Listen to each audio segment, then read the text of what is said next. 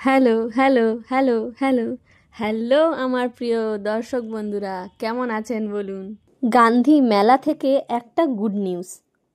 গতকাল গান্ধী মেলাতে ঘোষণা হয়েছে গান্ধী মেলা আরও 2 দিন বাড়বে, মানে 14 তারিখ শেষ হয়ে যাওয়ার কথা ছিল, এখন গান্ধী মেলা চলবে 16 তারিখ অবধি।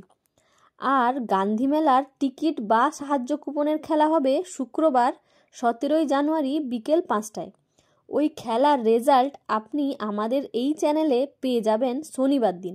তাহলে ওটার জন্য আমাকে সাবস্ক্রাইব করে রাখুন, যাতে আপডেটটা আপনি সবার আগে পেয়ে যান।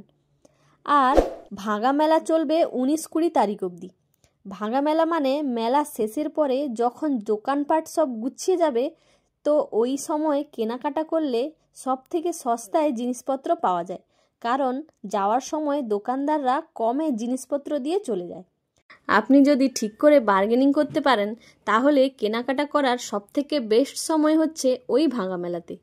কিছু যদি জানার থাকে বা বলার থাকে কমেন্টে বলুন, সবার রিপ্লাই দেব।